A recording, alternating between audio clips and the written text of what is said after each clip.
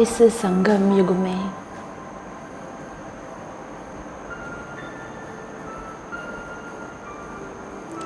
मुझे श्रेष्ठ आत्मा को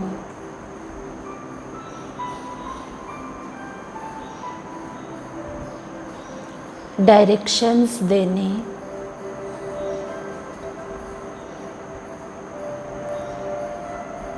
स्वयं भगवान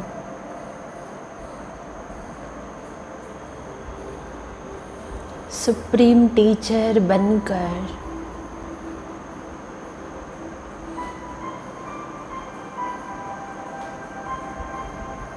मुझे मुरली सुनाने के लिए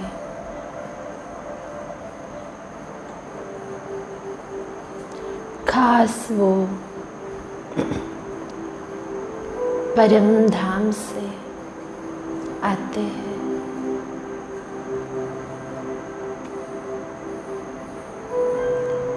वाहरे में श्रेष्ठ भाग्यवान आत्मा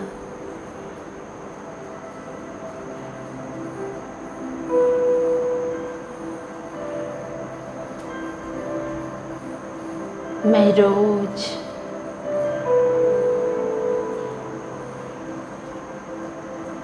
उनकी प्यार भरा मुरली ध्यान से सुनकर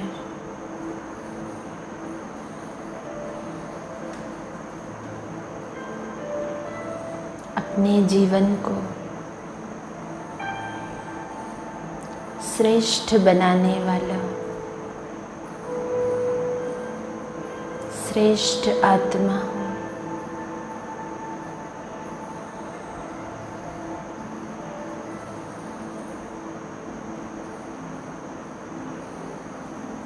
पूरा दिन इन्हीं ज्ञान रत्नों से खेलने वाला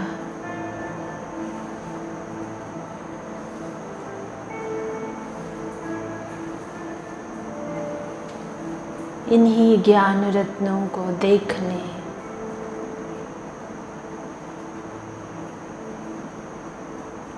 और इन ज्ञान रत्नों को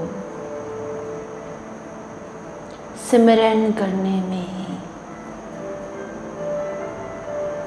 मेरी बुद्धि बिजी रहता है।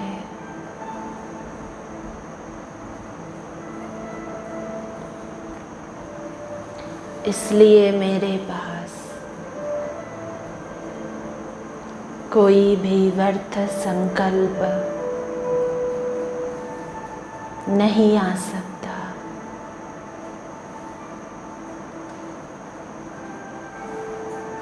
अपने आप से प्रश्न पूछे, क्या मैं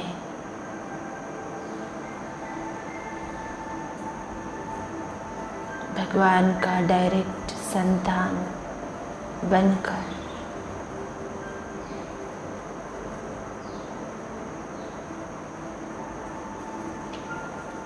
मेरा बुद्धि किस में बिजी रहती है?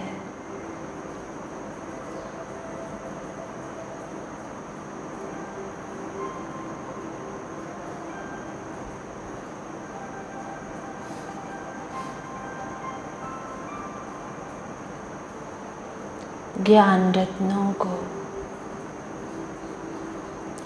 सिमरन करने में, विश्व कल्याण के प्लान्स बनाने में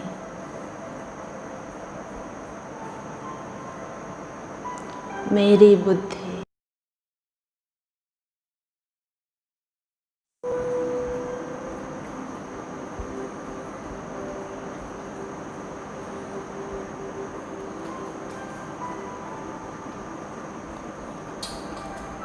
मुझ आत्मा को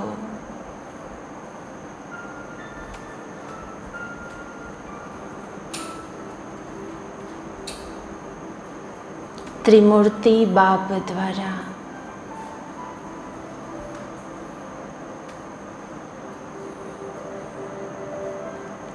तीन कार्य मिला है।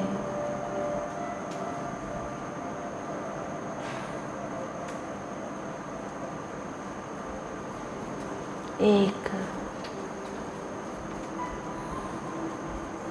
ज्ञान रत्नों को स्मरण करना।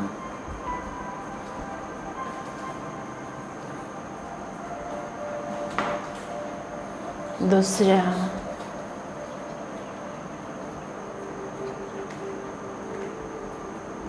त्रिसठ जन्मों का विकर्म भस्म करना।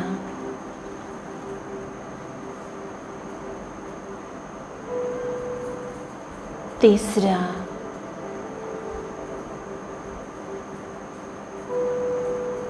विश्व कल्याण के कार्य में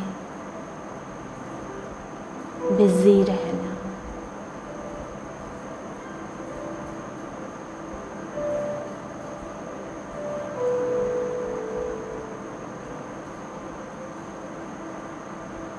अपने आप से पूछें, क्या मैं इन तीन कार्यों में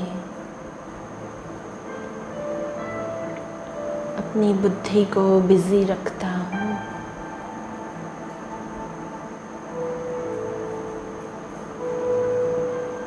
मैं भगवान का आशा दीपक हूँ।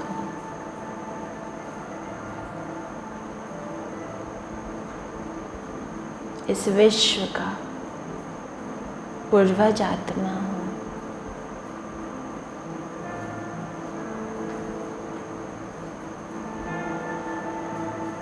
जैसा मैं कर्म करूँगा मुझे देख और भी करते, क्योंकि मैं भगवान का डायरेक्ट संतान हूँ।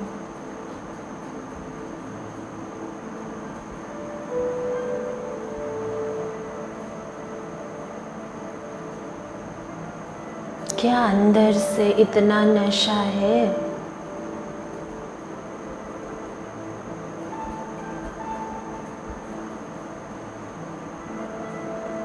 कौन हूँ मैं? किसका हूँ मैं? और मेरा ड्यूटी क्या है?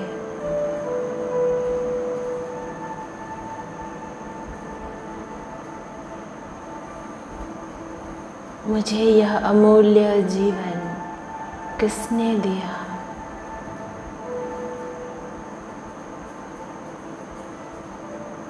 इस अमूल्य समय को कहीं मैं व्यर्थ तो नहीं गवा रहा हूँ?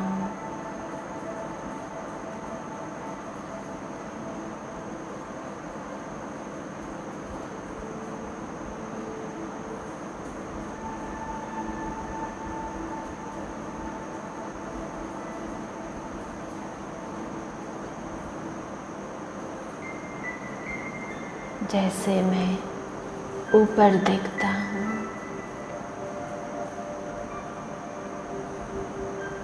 नीले आकाश सफ़ेद बादलों से भरा हुआ है।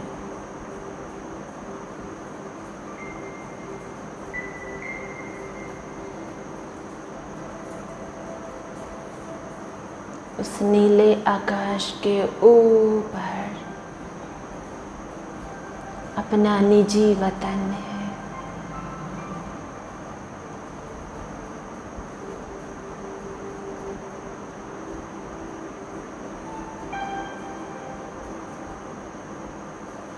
उस वतन को याद करते ही मैं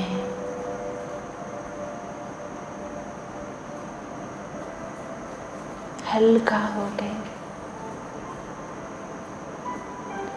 अब मैं आत्मा चलता हूँ अपना घर,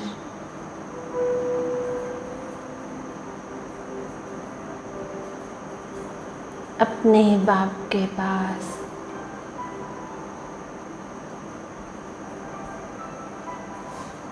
मैं आत्मा,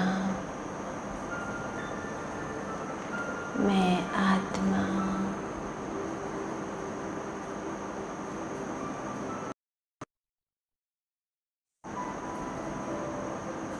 complete detach.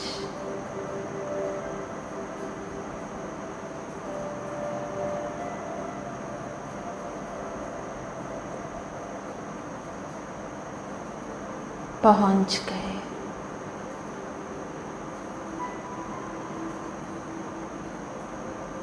ऊपर,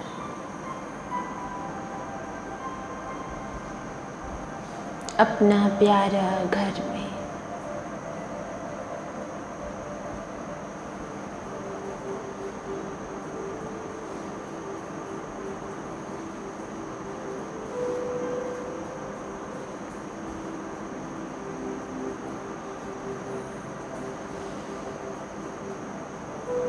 देखें अपने आप को, अपना स्वरूप को, छोटा सा बिंदु, कितना सुंदर चमकता हुआ सितारा।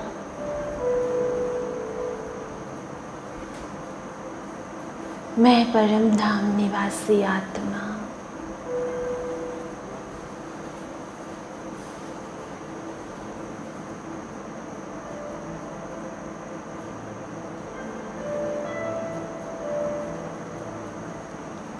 अपनी अनादि स्वरूप में स्थित हूँ।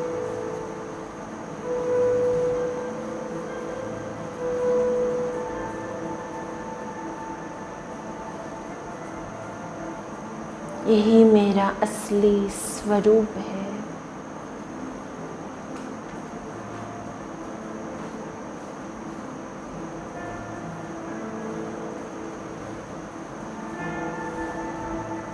यही मेरा असली स्वधर्म है। यही मेरा स्वदेश है। अंदर से कितनी शांति का अनुभव हो रही है। शांति का सागर शिव बाबा से,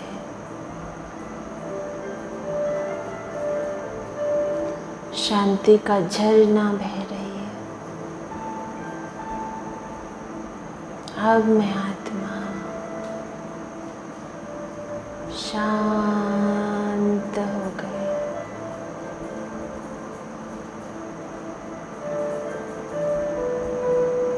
शांत।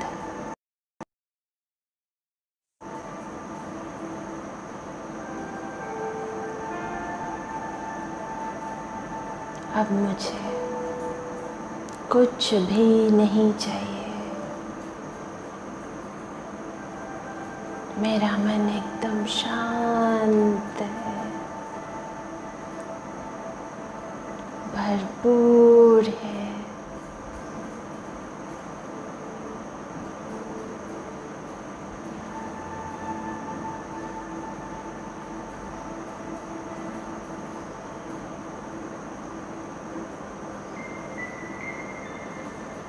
इस शांति में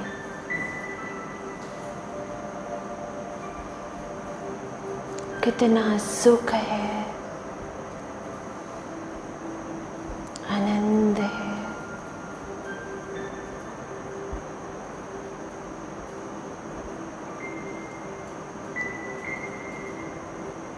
इस घर में मैं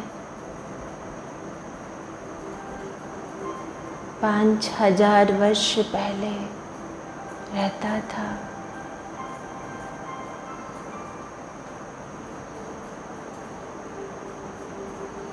अपने पिता के पास।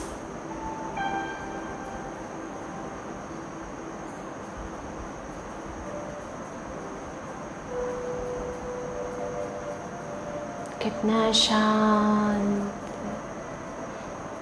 कितना पवित्र था।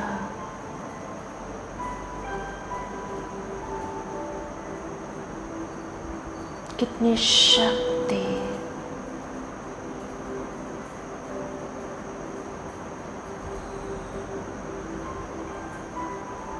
मैं परमधाम निवासी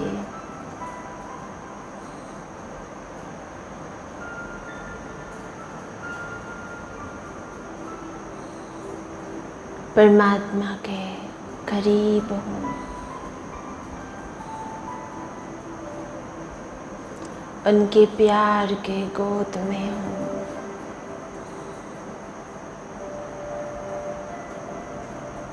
हाईएस्ट बाप के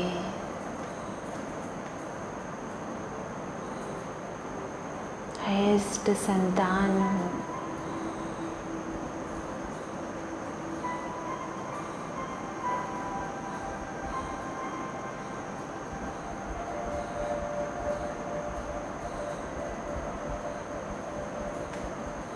देखे परमधाम में इस दुनिया में जितनी करोड़ों आत्माएं हैं वो भी यहीं से आए हैं।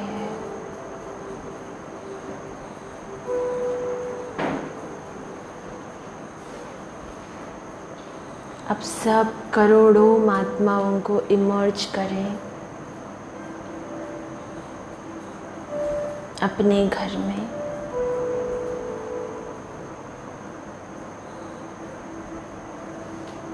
और सबको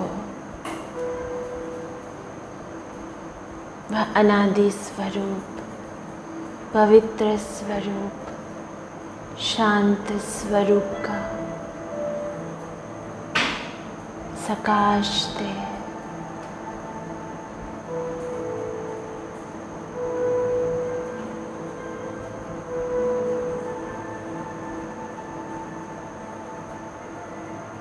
अब मैं आत्मा धीरे धीरे परमधाम से नीचे आता हूँ। देखे अपने आप को नीचे उतरता हुआ सूक्ष्म वतन में।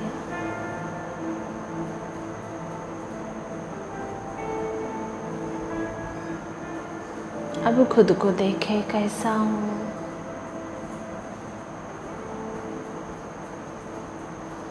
फरिश्ता ड्रेस पहनकर प्रकाशमय शरीर में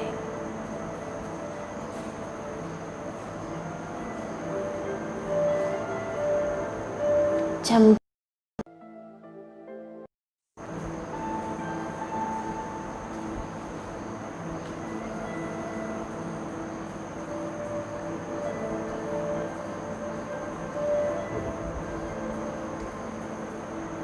सूक्ष्म वतन में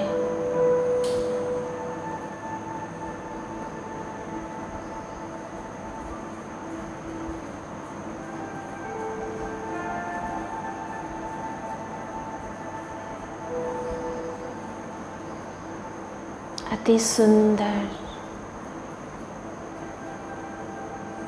फरिश्तों का बादशाह प्यारे बाप दादा, क्या सुंदर, क्या सुंदरता, क्या पवित्रता।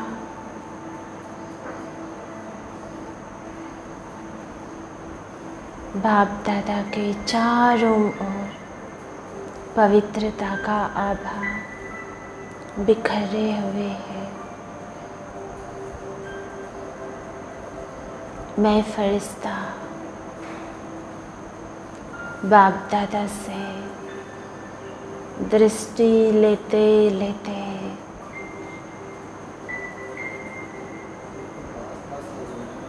मैं भी प्योर बन गए।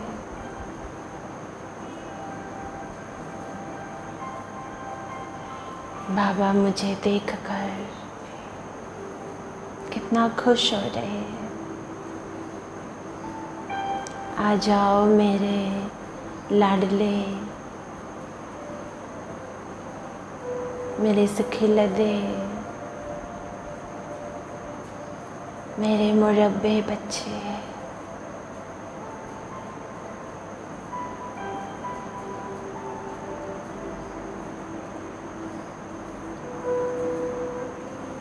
बाबा के गोद में, बाबा के प्यार में वह अतीन्द्रिय सुख,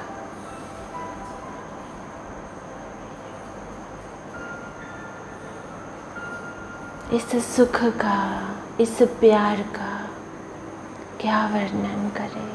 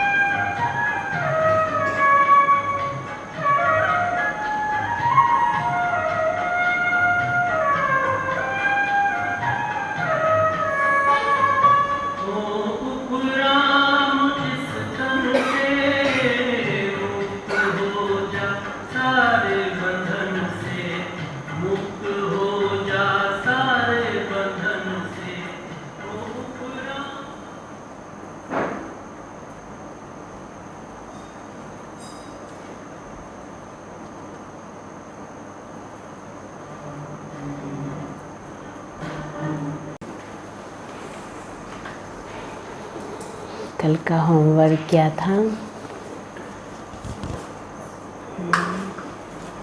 क्या था कल का होमवर्क? हाँ जी, क्या था?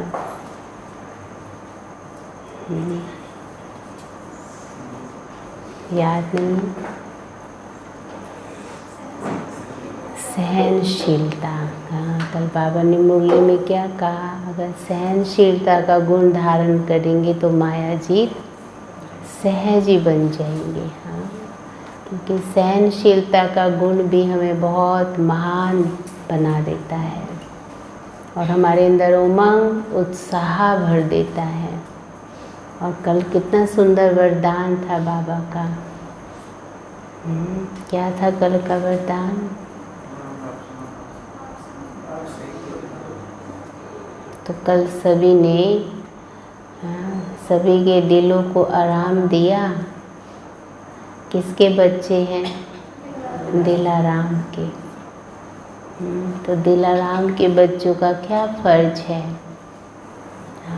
इतने ऊंचे बाप से हम पालना ले रहे हैं ना, तो उस पालना का ना सभी को लाभ पहुंचना चाहिए। जब हम यहाँ से भरपूर होके जाते हैं, हाँ, तो यही वाइब्रेशन हम सबको दें। बाबा ने कहा हर एक को स्नेह दो। तो कल सब स्नेह की मूर्ति थे, दिया सभी को स्नेह।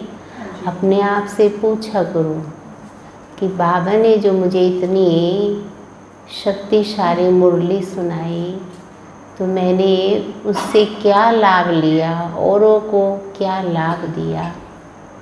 हाँ, अगर हम सुनते हैं और चिंतन नहीं करते तो फिर उससे हमें फ़ायदा नहीं होता है। तो यही सब हम अपने आप को चेक करें। बाबा के घर में हम आ ही रहे हैं, किस लिए आ रहे हैं? अनेक जन्मों की प्राप्ति करने के लिए आ रहे हैं ना। सिर्फ सुनना नहीं है, उसको समाना है अंदर। सुन तो कितना भी लो, मेन है उसको समाना। जितना समाते जाएंगे उतना अंदर उमंग उत्साह बढ़ता जाएगा हमारे। तो आज प्यारे बाबा की 15 तारीख की मुरली है। तो आज बाबा बच्चों को समझा रहे हैं कि बच्चों को शेरनी शक्ति बनना चाहिए औरों को समझाने के लिए। तो सभी हैं ना शेरनियाँ। बाबा ने कहा मैं बच्चों को तीसरा नेत्र देता हूँ, इससे हम आदि मध्य अंत को जान लेते हैं। और बाबा ने कहा बहुत संभाल करनी है अपनी। किससे? माया से। तो सुनेंगे हम बाबा ने। देखो कहा मीठे बच्चे बाप आए हैं,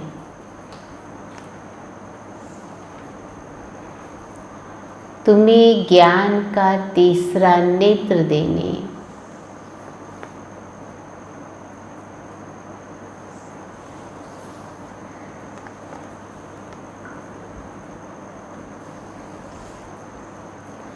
जिससे तुम सृष्टि के आदि मध्य अंत को जानते हो। सृष्टि के आदि मध्य अंत को जानते हो।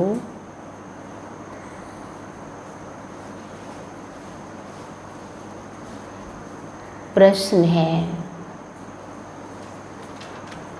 शेरनी शक्तियां ही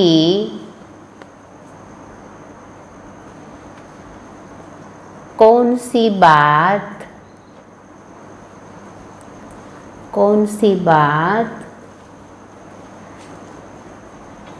हिम्मत के साथ समझा सकती है? शेरनी शक्ति तो है, पर क्या कहा बाबा ने? कौन सी बात हिम्मत के साथ समझा सकती है? कौन सी बात? आज बाबा कहते हैं उस बात के लिए भी हिम्मत चाहिए, और उसको सिर्फ शेरनी शक्तियाँ ही समझा सकती हैं। कौन सी बात?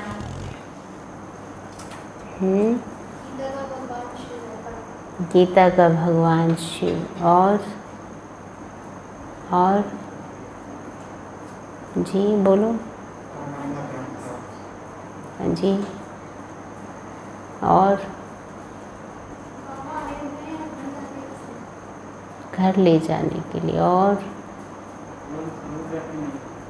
हाँ जी,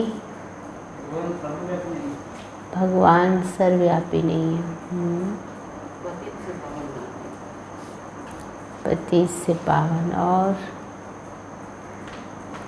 देखो बाबा ने कहा दूसरे धर्म वालों को ये बात समझाना है कि बाप कहते हैं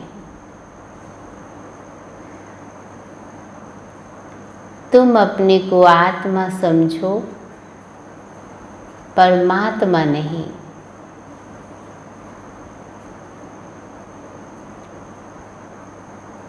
आत्मा समझकर बाप को याद करो,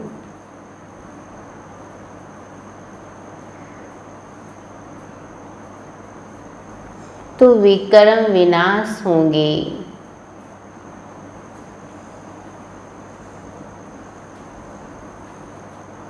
और तुम मुक्ति धाम में चले जाएंगे।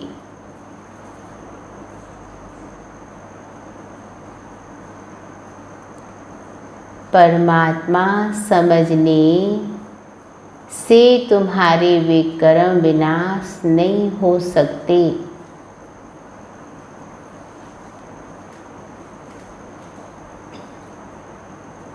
ये बात बहुत हिम्मत से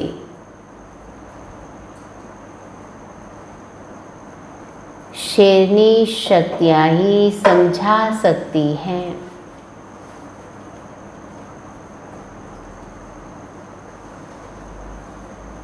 समझाने का भी अभ्यास चाहिए। आज का गीत है नैनहीन को राह दिखाओ प्रभु जी, मेरी आँखियाँ तेरे दर्शन की प्यासी। तो बाबा ने कहा ओम शांति। बच्चे अनुभव कर रहे हैं रूहानी याद की यात्रा में कठिनाइयाँ देखने में आती हैं। ऐसा है क्या? क्या कह रहे बाबा? बच्चों को क्या कठिनाई लगती है? याद की यात्रा। भक्ति मार्ग में दर दर ठोकरें खानी ही होती हैं। अनेक प्रकार के जप तप यज्ञ करते, शास्त्र आदि पढ़ते, जिस कारण ही ब्रह्मा की रात कहा जाता है। हाँ, आधा कल्प रात आधा कल्प दिन ना। भगत अंधविश्वासी होता है तो अनेक मंदिर अनेक धाम जाता है, यज्ञ तप दान आदि करता, शास्त्र पढ़ता है। तो बाबा ने कहा जिस कारण ही ब्रह्मा की रात कहा जाता है। आधा कल्प रात आधा कल्प दिन। ब्रह्मा अकेला तो नहीं होगा, प्रजापिता ब्रह्मा है तो जरूर उनके बच्चे कुमार कुमारियाँ भी होंगे, परंतु मनुष्य नहीं जानते। बाप ही बच्चों को ज्ञान का तीसरा नेत्र देते हैं, जिससे तुमको सृष्टि के आदि मध्य अंत का ज्ञान मिला हुआ है। तुम कल पहले भी ब्राह्मण थे और देवता बने थे, जो बने थे वही फिर बनेंगे। आदि सनातन देवी देवता धर्म के तुम हो। कौन से धर्म के हैं सभी? हाँ, और बाबा कहते तुम ही पूज्य और पुजारी बनते हो। अंग्रेजी में पूज्य को वर्शिप वर्दी और पुजारी को वर्शिपर कहा जाता है। बाप कहते भारती आदर कर पुजारी बनता है, आत्मा बनती है हम पूज्य थे फिर हम ही पुजारी बने। पूज्य से पुजारी फिर पूज्य बनते हैं, बाप तो पूज्य पुजारी नहीं बनते। तुम कहेंगे हम पूज्य पावन सो देवी देवता थे, सबको नशा है, क्या थे? मुस्कुराओ। हाँ, क्या बोला बाबा ने? बाबा कहते हैं, देखो बाबा कहते तुम ही देवी देवता थे। बाबा कहते और ये सब बातें भूल गए। फिर 84 जन्मों के बाद कंप्लीट पतित पुजारी बन जाते हैं। अभी भारतवासी जो आदि सनातन देवी देवता धर्म वाले थे, उनको अपने धर्म का कुछ भी पता नहीं है।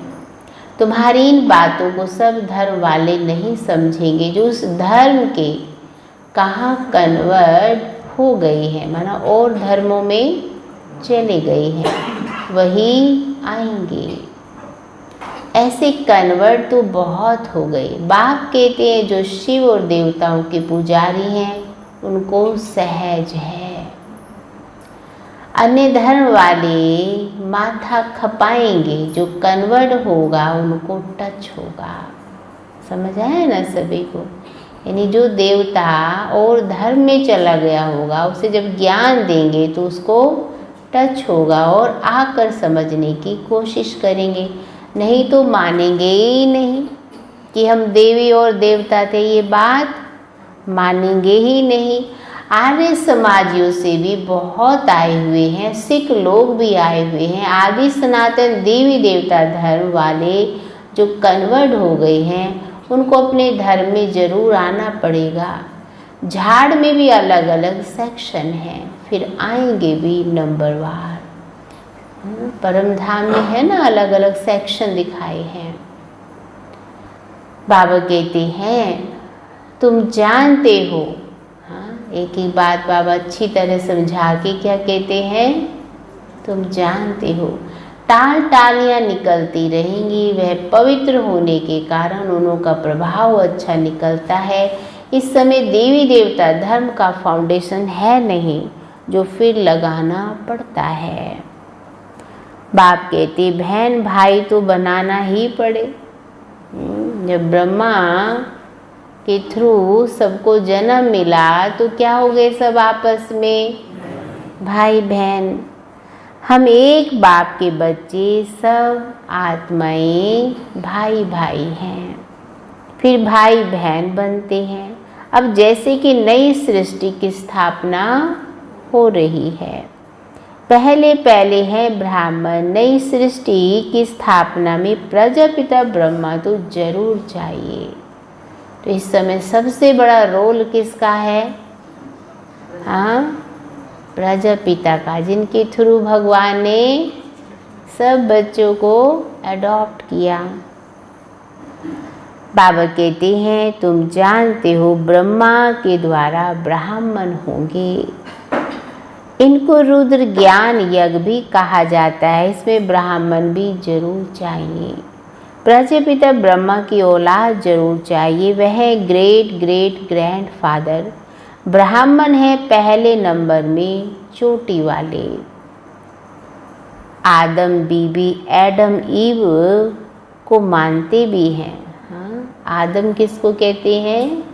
ब्रह्मा बाबा को, और बीबी मम्मा को, और एडम हाँ ब्रह्मा बाबा को। बाबा कहते अलग अलग धर्म में। हाँ, तो मोमडन क्या कहते हैं? जो मुस्लिम है वो क्या बोलते हैं? आदम बीवी। और क्रिश्चियन क्या कहते हैं? Adam Eve. तो बाबा कहते इस समय तुम पुजारी से पूज्य बन रहे हो। तुम्हारा सबसे अच्छा यादगार दिलवाड़ा मंदिर है, नीचे तपस्या में बैठे हैं, ऊपर में राजाई, और यहाँ तुम चैतन्य में बैठे हो। ये मंदिर खलास हो जाएंगे, फिर भक्ति मार्ग में बनेंगे। सब जो देख रहे हैं ना। ये मंदिर सब किस लिए बने हैं? सब भक्ति मार्ग में बने, और बाबा ने कहा फिर ये सब खलास हो जाएंगे। तुम जानते हो अभी हम राजयोग सीख रहे हैं, फिर नई दुनिया में जाएंगे, वह जड़ मंदिर है और तुम चैतन्य में बैठे हो ना। जैसे दिलवाड़ा मंदिर तो बाबा के बच्चों का यादगार है ना। बच्चों ने भगवान को दिल दिया तो मंदिर बन गया दिल वाला मंदिर। हाँ, तो बाबा कहते हैं वह तो जड़ है और तुम चैतन्य बैठे हो। मुख्य मंदिर ये ठीक बना हुआ है, स्वर्ग को नहीं तो कहाँ दिखाएं, इसलिए छत में स्वर्ग को दिखाया है। गए ना सभी दिलवाड़ा मंदिर, तो कहाँ पर दिखाया? स्वर्ग छत पर। इस पर बहुत अच्छा समझा सकते हो। बोलो भारत स्वर्ग था, अब भारत नरक है। इस धर्म वाले झट समझेंगे। हिंदुओं में भी देखेंगे तो अनेक प्रकार के धर्मों में जाकर पड़े हैं। तुमको बहुत मेहनत करनी पड़ती है निकालने में, क्योंकि हिंदू धर्म तो हर धर्म में चला जाता है ना। इसलिए बाबा कहते हैं उन्हें निकालने में बहुत मेहनत करनी पड़ती है। बाबा ने समझाया अपने को आत्मा समझ मामेकम याद करो बस, और कुछ बात नहीं करनी चाहिए। जिनका अभ्यास नहीं उनको बात करनी भी नहीं चाहिए। तो रोज ज्ञान योग करते हैं, खूब अध्ययन करते हैं, मनन चिंतन करते हैं। बाबा कहते उन्हों को ही समझाना चाहिए। जिनका अभ्यास नहीं है उनको समझाना नहीं चाहिए, नहीं तो बीके का नाम बदनाम कर देते हैं। अगर दूसरे धर्म वाले हैं तो समझाना चाहिए। क्या समझाना चाहिए? कि यदि तुम मुक्ति धाम जाना चाहते हो तो अपने को आत्मा समझो, बाप को याद करो, अपने को परमात्मा नहीं समझो। अपने को आत्मा समझ बाप को याद करेंगे तो तुम्हारे जन्म जन्मांतर के पाप कट जाएंगे और मुक्ति धाम में चले जाएंगे। तुम्हारे लिए ये मन मना भव का मंत्र ही बस है, परंतु बात करने की हिम्मत चाहिए। हाँ, शेरनी शक्तियाँ ही सर्विस कर सकती हैं। तो आज सब अपने आप को क्या समझते हैं? तो कहीं भी भेज दें शेरनी शक्तियों को। हाँ, सबको बाबा का संदेश देना है। बाबा कहते सन्यासी लोग बाहर में जाकर विलायत वालों को ले आते हैं कि चलो तुमको स्पिरिचुअल नॉलेज दें। अब वह बाप को तो जानते नहीं, ब्रह्मा को भगवान समझ कह देते हैं इसको याद करो, बस ये मंत्र दे देते हैं। जैसे किसी चिड़िया को अपने पिंजड़े में डाल देते हैं। हाँ, समझ आया सभी को? तो ऐसे ऐसे समझाने में भी टाइम लगता है। जो चिड़िया किसी और पिंजड़े में चली गई, अब उसको है वो इसी धर्म की, तो उसे निकालने में मेहनत तो करनी पड़ती है ना उस पिंजड़े से। बाबा ने कहा था हर एक चित्र के ऊपर लिखा हुआ हो शिव भगवानोवाच। तुम जानते हो इस दुनिया में धनी बिगड़ सब निधन के हैं। हाँ, आज आप देखेंगे इस दुनिया में तो असली धनी कौन है? शिव बाबा है। पुकारते रहते हैं तुम माता पिता। अच्छा, उनका अर्थ क्या है? ऐसे ही बोलते रहते हैं तुम्हारी कृपा से सुख घने रे ना। अब असली तो सुख क्या है ना, वो सब हम महसूस किया ना। भक्ति में केवल पुकारते हैं तू ही है माता, तू ही है पिता, तू ही है बंधु, तू ही है, लेकिन उसका अनुभव नहीं करते हैं। यहाँ तो अनुभव कर रहे हैं, सब पालना ले रहे हैं, प्राप्ति कर रहे हैं। देखो सुबह सुबह ही माला माल हो रहे हैं भगवान के अनेक वरदानों से। इसलिए बाबा कहते हैं अब बाप तुमको स्वर्ग के सुख के लिए पढ़ा रहे हैं, जिसके लिए तुम पुरुषार्थ कर रहे हो। जो करेगा वह पाएगा। इस समय तो सब पतित है, पावन दुनिया तो एक स्वर्ग ही है। ये कोई भी सतो प्रधान, देखो बाबा ने क्या कहा, यहाँ कोई भी सतो प्रधान हो ना सके। सत्युग में जो सतो प्रधान थे वही तमो प्रधान बन जाते हैं। क्राइस्ट के पिछाड़ी जो उनके धर्म वाले आते हैं वे पहले सतो प्रधान होंगे ना। जब लाखों के अंदाज में होते हैं तब लश्कर तैयार होता है उनका। लश्कर बादशाही लेने तैयार तो होता है लश्कर, किस लिए? बादशाही लेने। बाबा ने कल क्या कहा था ना, भारत में किसका राज्य था? किसने हप किया था? ये क्रिश्चियनों ने, अंग्रेजों ने। तो ही बाबा ने कहा लड़कर बादशाही लेने के लिए उनको सुख भी कम दुख भी कम, क्योंकि वो तो बाद में आई सभी आत्माएं। तुम्हारे जैसा सुख कोई को मिल ना सके। तुम अभी तैयार हो रहे हो सुखधाम में आने के लिए। बाकी सब धर्म कोई स्वर्ग में थोड़े ही आते हैं। भारत जब स्वर्ग था तो उन जैसा पावन खंड कोई होता ही नहीं है। बाबा कहते हैं जब बाप आते हैं तभी ईश्वरीय राज्य स्थापन होता है। वहाँ लड़ाई आदि की बात नहीं। लड़ना झगड़ना तो बहुत पीछे शुरू हुआ है। हाँ, न सत्यु त्रेता में कोई लड़ाई झगड़े नहीं। द्वापर में भी क्या शुरू में लड़ाई झगड़े हो गए? नहीं। बाबा ने क्या कहा? बाबा कहते हैं तुम जानते हो भारतवासी इतना नहीं लड़े, थोड़े आपस में लड़कर अलग हो गए। जो खास भारतवासी थे द्वापर में एक दो पर चढ़ाई करते, ये चित्र आदि बनाने में बड़ी बुद्धि चाहिए। हाँ, ये सारे हमारे जो चित्र बने हुए बिल्कुल एक्यूरेट बने हुए हैं। कोई भी नए आते हैं तो इनमें चित्रों के द्वारा उन्हें ये सारी नॉलेज दी जाती है। इसलिए बाबा भी कहते हैं तुम जानते हो। देखो क्या जानते हो, ये भी लिखना चाहिए। भारत जो स्वर्ग था सो फिर नर्क जैसा कैसे बना, आकर समझो। बाप कहते हैं भारत सदगति में था, अब दुर्गति में। अब सदगति को पाने के लिए बाप नॉलेज देते हैं। मनुष्यों में ये रूहानी नॉलेज होती ही नहीं है।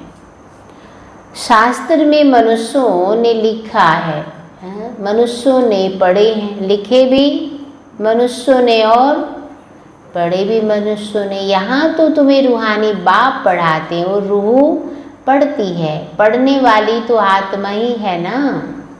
तो बाबा कहते हैं वह लिखने और पढ़ने वाले तो मनुष्य, और यहाँ तो परमात्मा को तो शास्त्र आदि पढ़ने की जरूरत नहीं है। बाप कहते हैं इन शास्त्रों आदि से किसकी भी सद्गति नहीं होती है। मुझे ही आकर सबको वापस ले जाना है। अभी तो दुनिया में करोड़ों मनुष्य हैं। सत्य में जब लक्ष्मी नारायण का राज्य था तो वहाँ 9 लाख होते हैं। बहुत छोटा झाड़ होगा। फिर विचार करो इतनी सब आत्माएं कहाँ गई। ब्रह्म में व पानी में तो लीन नहीं हो गई। बाबा कहते हैं वह सब मुक्ति धाम में रहती। हर एक आत्मा विनाशी, उनमें अविनाशी पाठ नोदा हुआ है जो कभी भी मिट नहीं सकता है। जब सब आत्माएं आ जाती हैं तब मैं आकर सबको ले जाता हूँ। पिछाड़ी में ही बाप का पाठ है। नई दुनिया की स्थापना, पुरानी दुनिया का विनाश, ये भी ड्रामा में नूंद है। तुम आर्य समाजियों के झुंड को समझाएंगे तो उसमें जो कोई इस देवता धर्म का होगा उनको टच होगा। बरोबर ये बात तो ठीक है, भारतवासी, भारतवासी ही सारी गड़बड़ भी किन्होंने की है, भारतवासियों ने। और बाबा कहते भारतवासियों को अब कहते जाके समझाओ सबको अच्छे से। बाबा कहती हैं परमात्मा सर्वव्यापी कैसे हो सकता है? भगवान तो बाप है, उनसे वर्षा मिलता है। कोई आर्य समाजी भी तुम्हारे पास आते हैं ना, उनको ही सैपलिंग कहा जाता है। तुम समझाते रहो, फिर तुम्हारे कुल का जो होगा वह आ जाएगा। भगवान बाप ही पावन बनाने की युक्ति बताते हैं। भगवान वाच मामेकम, याद करो मैं पतित पावन हूँ, मुझे याद करने से तुम्हारे विकर्म विनाश होंगे। सभी ने याद किया अमृत वेले।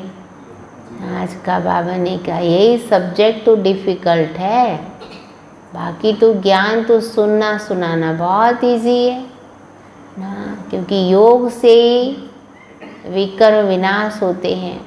इसलिए बाबा कहते हैं सारा मदार है किसके ऊपर?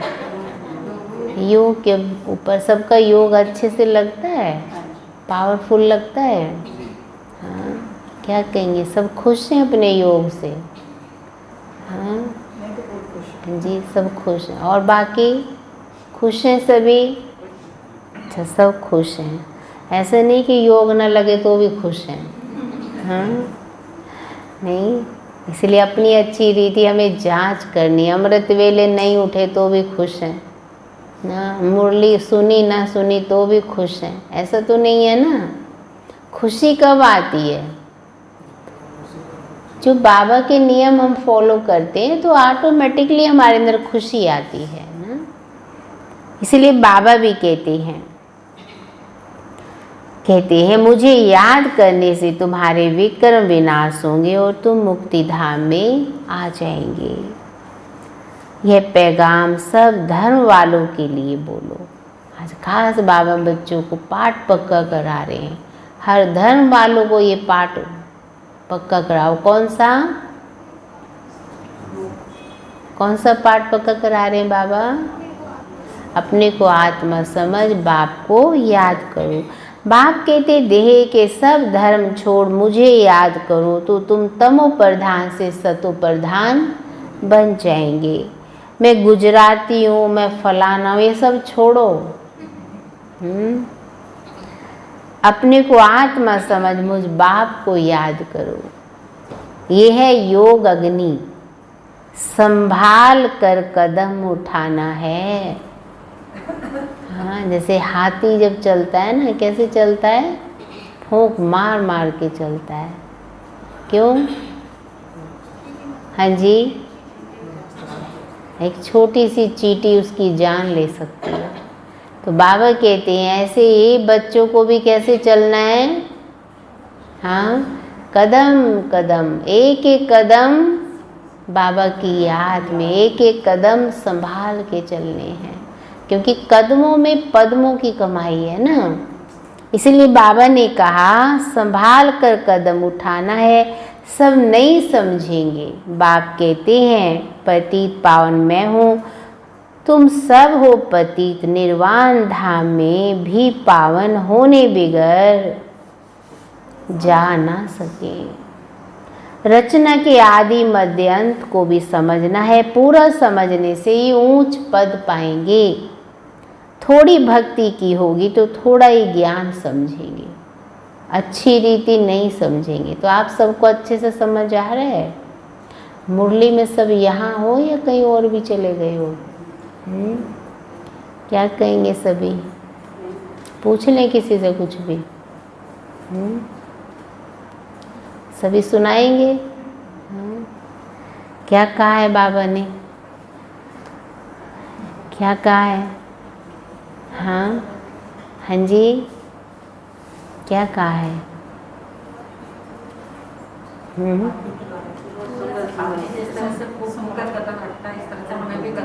वो पॉइंट तो पीछे चली गई। अभी क्या कहा बाबा ने?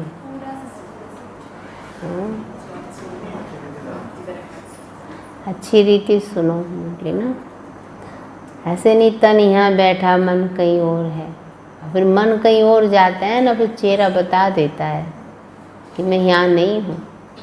अभी देखो सब यहाँ आ गए हो, हाँ, सब अटेंशन से सुनो मुरली।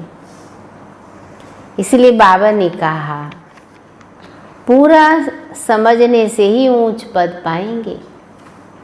थोड़ी भक्ति की होगी, थोड़ा ज्ञान ही समझेंगे, बहुत भक्ति की होगी तो बहुत ज्ञान उठाएंगे, तड़फेंगे बाबा के एक एक शब्द के लिए। बाबा कहते बाप जो समझाते हैं उसको धारण करना है।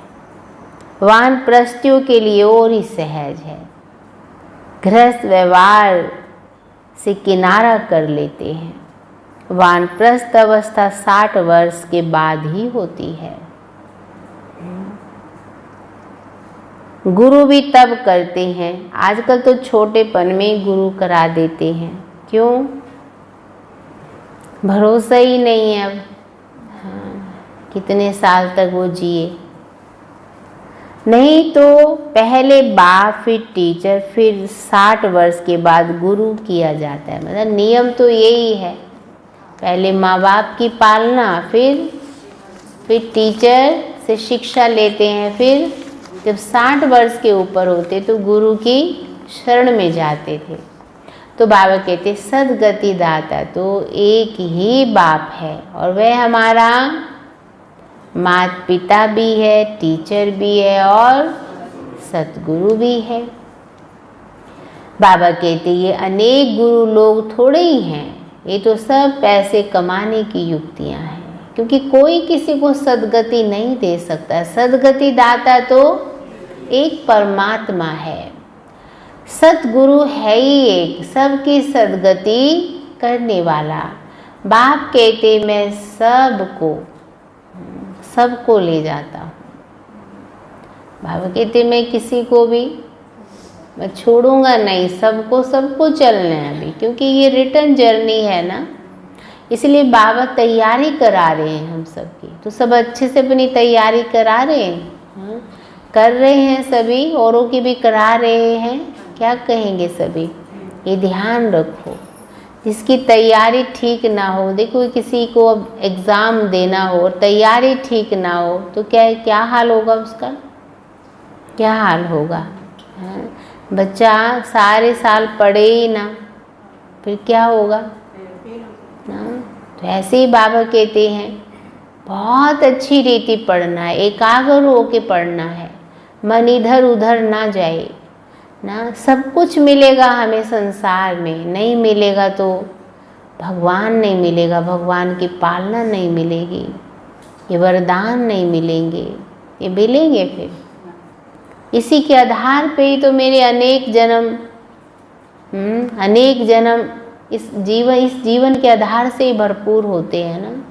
सुख, शांति, प्रेम, आनंद, संपन्नता मुझे सिर्फ इस पालना के आधार पर मिलती है। इसीलिए इतना हमारा अपने ऊपर अटेंशन होना चाहिए। तो बाबा ने कहा सबकी सदगति करने वाला एक ही सतगुरु है। बाप कहते हैं मैं तुमको सब वेदों शास्त्रों का सार समझाता हूँ। इस सब भक्ति मार्ग की सामग्री सीढ़ी उतरना है। ज्ञान भक्ति, फिर भक्ति का है वैराग। तो अब सब चीज़ों से बाबा क्या दिला रहे हैं? वैराग। जब ज्ञान मिलता है तभी भक्ति का वैराग होता है। इस पुरानी दुनिया से तुमको वैराग होता है, बाकी दुनिया को छोड़ कहाँ जाएंगे? जीते जी उनके बीच में रहते हुए बुद्धि से उपराम वैरागी बनना है हमें। सब कुछ करते हुए किसी भी चीज़ से हमारा लगाव झुकाव ना हो, तब हम बाबा की याद का आनंद ले सकते हैं। इसलिए बाबा ने कहा तुम जानते हुए दुनिया ही खत्म होनी है, इसलिए बेहद की दुनिया का संन्यास करना है। पवित्र बनने बिगर घर जा न सके पवित्र बनने के लिए याद की यात्रा चाहिए। भारत में रक्त की नदियाँ होने के बाद दूध की नदियाँ बहेंगी। पहले खून की नदियाँ बहेंगी, फिर दूध की नदियाँ बहेंगी। विष्णु को भी क्षीर सागर में दिखाते हैं ना, विष्णु को लेटे हुए सागर के अंदर, और किसके ऊपर दिखाया है?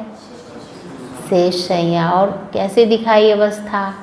निश्चिंत, निर्विघ्न, एक मस्त अवस्था दिखाई है। तो बाबा कहते इस समय बच्चों का यादगार है। सबके बीच में रहते हुए भी निश्चिंत रहो, निर्विघ्न रहो। तब बाबा ने कहा तुम जानते हो, देखो क्या कह रहे बाबा, तुम जानते हो, समझाया जाता है इस लड़ाई से मुक्ति, जीवन मुक्ति के गेट खुलते हैं। जितना तुम बच्चे आगे बढ़ेंगे उतना ही आवाज़ निकलता रहेगा। अब लड़ाइयाँ लगी कि लगी, एक चिंगारी से देखो आगे क्या हुआ था। बहुत बार बाबा कहाँ कहाँ का मिसाल देते हैं ना। समझते हैं कि लड़ेंगे जरूर, लड़ाइयाँ चलती रहती हैं, एक दो के मददगार बनते रहते हैं। तो सब हमको पता है क्या क्या दुनिया में हो रहा है। तुमको भी नई दुनिया चाहिए तो पुरानी दुनिया जरूर ख़त्म होनी चाहिए, क्योंकि आपके योग्य ये दुनिया नहीं है।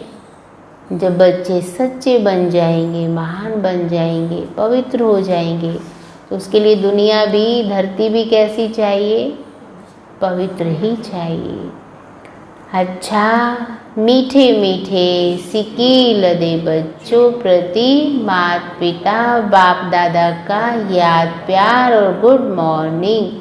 रूहानी बाप की रूहानी बच्चों को नमस्ते, रूहानी बच्चों की बाप दादा को गुड मॉर्निंग और नमस्ते। तो आज क्या टेंशन खिंचवाया बाबा ने? हाँ, एक तो याद के ऊपर हम अटेंशन दें, दूसरा वैरागी बनना है। सब कुछ करते हुए लगाओ झुकाओ नहीं। और सभी का ये अभ्यास है ना, अच्छे से चल रहा है ना सभी का। हाँ, क्या कहेंगे?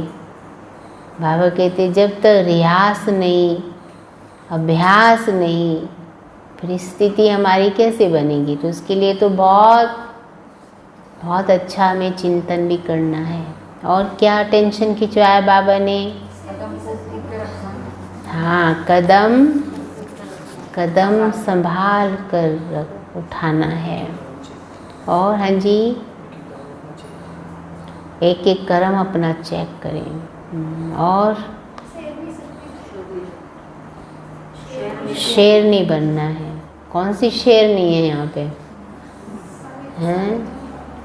हाँ जी, सब शेरनी है ना। आज का बाबा ने जो असली शेरनी शक्ति होगी वो क्या करेगी? क्या करेगी? हाँ, सभी धर्म वालों को कौन सा पाठ पक्का कराएंगे? हाँ, अपने को आत्मा समझ, बाप को याद करो, परमात्मा नहीं, अपने को आत्मा समझो। चलो, आज मुरली का सार है, ये पुरानी दुनिया अब खत्म होनी है।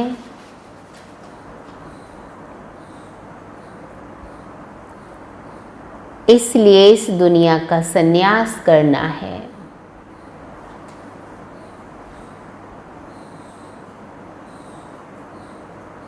दुनिया को छोड़कर कहाँ जाना नहीं है।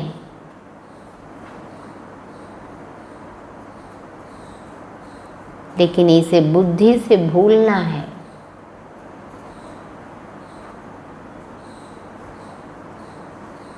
दूसरा पॉइंट है,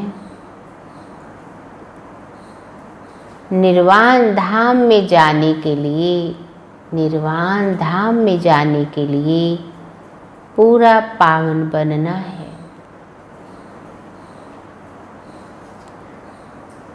रचना के आदि मध्य अंत को पूरा समझकर नई दुनिया में ऊंच पद पाना है। आज का वरदान है अलबेलेपन की नींद को, अलबेलेपन की नींद को तलाक देने वाले, निद्राजीत चक्रवर्ती भव।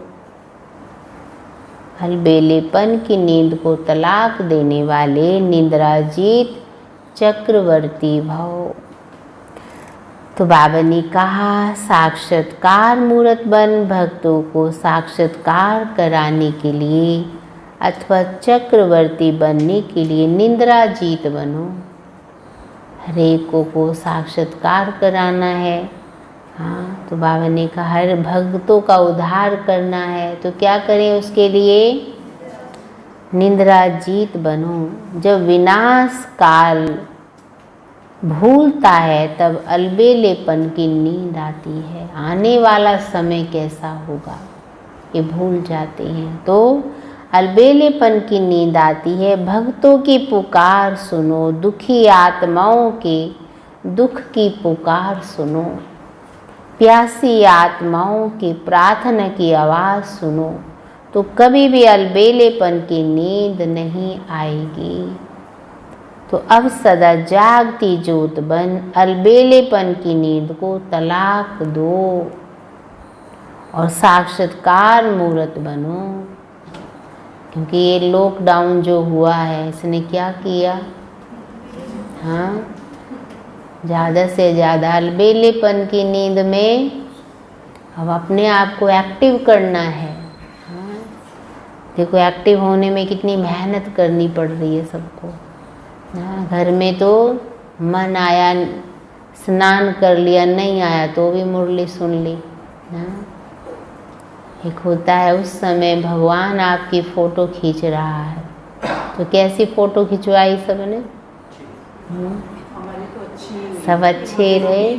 हाँ, अच्छी बात है। जितना हम रूटीन में रहते हैं ना, क्योंकि उस समय आप भगवान की नज़र में बैठे हो, वो आपको देख रहा है।